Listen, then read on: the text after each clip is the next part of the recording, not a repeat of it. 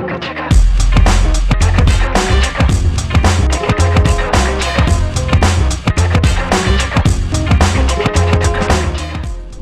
up, what up, what up, what up? Welcome to The Come Up. It's a video podcast featuring entrepreneurs doing really big things on their own right here in Southwest Florida. I'm Scrappy. We're sponsored by Content with Teeth. It's a content marketing agency that generates leads, conversions, and brand awareness. Now today it's pretty cool. We are going to spotlight Christina Amandis of Hello Beautiful Hair, a stylish hair studio in Bonita Beach. You know, Christina, we've known each other for a while, and I'm kind of concerned. My hair's getting shorter and shorter and shorter. Can you help me out? I want dreadlock extensions. Well, we got to get you scheduled, Scrap. Can you do extensions and dreadlocks for me? Absolutely. Whatever you want. All right, all right. As a studio owner, please differentiate for us. What's studio versus salon? Studio is where you're independent. You are your own boss. So with the salon setting, you have a team usually, like your receptionist and, other stylists that you work around. In a studio setting, you are by yourself. You do everything on your own. How long have you been doing it? I've been in hair for 16 years, but I just got into my own studio this past month. So you've been part of a salon, and now you're saying I'm going to be an entrepreneur? Correct. How scary is that? It was a big leap. It was a really big leap, but long overdue. Like I said, I've been in the industry for 16 years, and I was comfortable where I was at in the salon setting, but it was ready. I was ready for a change. You must have had a lot of regulars. Did you steal them all and take them to your studio? I sure did. Are you still friends with the salon? I have some insiders on the salon. Got you. So these people that have been with you for such a long period of time, they must be thrilled for you. Oh, absolutely. Everybody loves the change. And they pretty much have said, what took you so long? Like, why did you wait so long to make this move? But I think I'm a firm believer that timing is everything. And what's the toughest thing about making a leap like this? Doing everything on your own. I was a little spoiled at the old salon with having employees that pretty much do all my dirt work. They do my shampooing, they handle all of my checkouts, they handle my phone calls and my appointments. I am my own team right now. So it is definitely a big change for me. From a marketing perspective, I think it's all about personification. I mean, you are a walking, talking billboard for your business. How do you market yourself? Social media. Social media is key. That is definitely where the world's at right now. So definitely letting everybody in this world know where I'm at, what I'm doing, what I'm capable of, and just keeping that ball rolling. Magazines. I don't know if it's uncool from a guy perspective, but I actually brought in a picture of a dude from a magazine to get my hair cut. Does that happen often to you? Yes. As a stylist, pictures are worth 1,000 words because that gives us a better understanding of what they're looking for and if it's doable. Culture-wise, I look at your studio, it looks really funky and cool and hip in the background. Can you describe the culture of your studio? Wow. Zen, funky, cool, fun. Edgy, but a little bit of class, a little bit of pop, just have fun, but be clean and classy at the same time. Kind of Vogue. Yeah. I see your nails. Can you share with us your nails? Very cool, very cool. It's summertime. What's the biggest hair trend that we need to be thinking about? Oh my goodness. Men and women. Again, back to social media, all these animal haircuts. We went through the wolf cut. Now there's another kind of animal cut. And I don't understand it. I mean, they're at-home haircuts, but I end up fixing a lot of them. Where they just put the hair up on their head in a ponytail and they chop it off. And it's not cute. And I can't wait for this part to get out. Men right now, we're doing the perms with the curly mullets. So I'm not really feeling that. No, maybe it's my age, but my nephew has it. All the basketball players have it, but it looks kind of gnarly to me. It is. It's definitely not my favorite. I can't wait for that trend to kind of go away.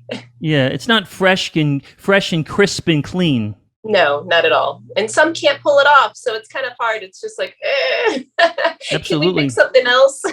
Well, you're very trend-setting yourself. Do you have any recommendations on where things are going?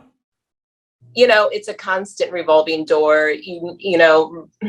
It's hard to say. Like right now, highlights, the chunky zebra highlights are starting to come back in, and it's just like, oh, why? Please no. Like that. It almost looks like a zebra. So that's the trend coming this summer. So I'm holding on. But as a studio owner, what else is very important? Staying on top of your business. You have to be prompt. You have to be responsive. You have to be on your A game. One little step to the right and you could lose it. So you definitely have to stay focused, stay involved with your clients. I had a client last week that went in for knee surgery. I took the time out of my day to follow up with her just to make sure her procedure went well. Good for you. So, that's awesome. Yeah, staying in contact, staying on top of everything, and following up. It's a relationship business. When Absolutely. Mindy had a child, I brought her a toy elephant, and I'm the client, so it's definitely about getting together. But, Christina, there's a lot of salons out there, a lot, and not everybody's making a lot of cake and a lot of money. How do you stay on top of your clientele, not just from a customer service standpoint, but growing it from a social media standpoint and, sustaining it long term?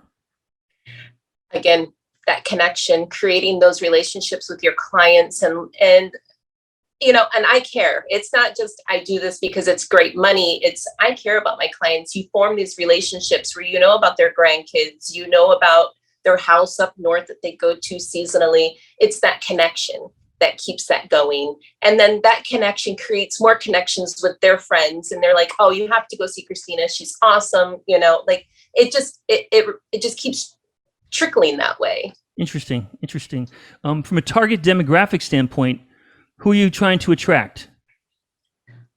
Well, my target my demographics right now are more of those golf and country club ladies. Okay. Those are my bread and butter. They are diehard. They will kill somebody to get their hair appointment. So they are my demographics. I am in the center of Bonita Springs. So I'm surrounded by all these country clubs. And all it takes is one member of that country club to find me. And then it's just awesome. It spreads like wildfire.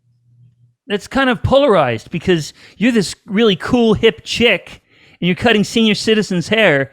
They probably get a big kick out of you, right? Oh, they love it. They look forward to coming in every time, every visit. I have a different look or a different hairstyle, and they love it. It's fun for them, and I think it makes them feel a little bit more younger and hip because they go to somebody that's a little bit more on that edgier side that can give them that little pizzazz to their hair. Well, that's my next question. There's pizzazz, but do you push their limits? Do you push them to be more progressive? Absolutely. Okay, give us an example. That's very interesting to me. Yes. Because, hair should be fun. Hair is a staple. Hair is it's who you are. It's what everybody sees first, I feel like. So giving them that little edge or that little funk to make them feel young and hip is a big deal for them. How about color? Do you tell them to get really funky that way as well? Mm-hmm. I try to push a little bit of the color, but a lot of them, I can get the cuts in and give them a little bit of an edge. But as far as color is concerned, that's a different story. They like their blondes and their browns. Sure. And as they get a little older, the dark, harsher colors need to kind of go away and bring in some lighter tones to complement them. So as far as color is concerned, I try to keep it edgy, but the haircut's where that comes in. Southwest Florida is our focus here with this podcast. Do you see anything different between Southwest Florida haircuts and the rest of the nation? Absolutely. Tell us. Southwest Florida, we're definitely a little bit more reserved in this area. You don't find the funky fashion colors as much as you would going down to the other coast or up into the city. We're a lot more reserved here. So walking that fine line of having that, fresh, edgy, but not too crazy to make people feel like they're not in the right Sure.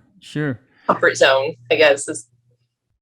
This podcast is featuring Christina Amandis, superstar hairstylist with a studio. Go ahead and make your pitch to everybody why they should visit you. Hey, come on, bring it. Oh my God, you just made me sweat. Okay.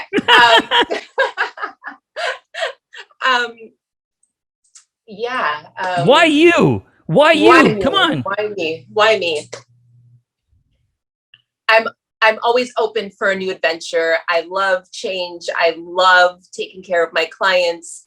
They become family to me. So I definitely love growing my family in the hair world and making everyone in Southwest Florida feel beautiful in their skin with their beautiful hair.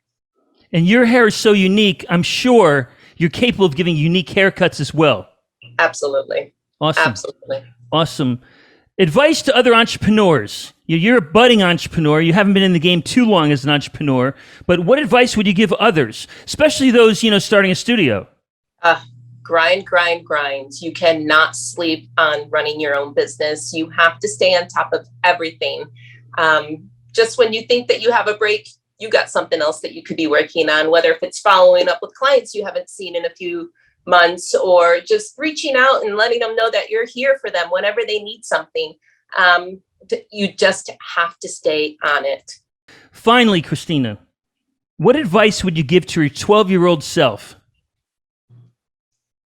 Ooh, knowing what I know now, keep pushing, don't give up. Sky's the limit.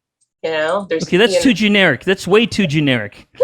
Okay, 12-year-old self. I'm not talking about the salon or the studio or hair cutting or hairstyling or coloring or perm. I'm talking about you, Christina. Me. Oh boy, me. 12 years old. What would I tell myself? You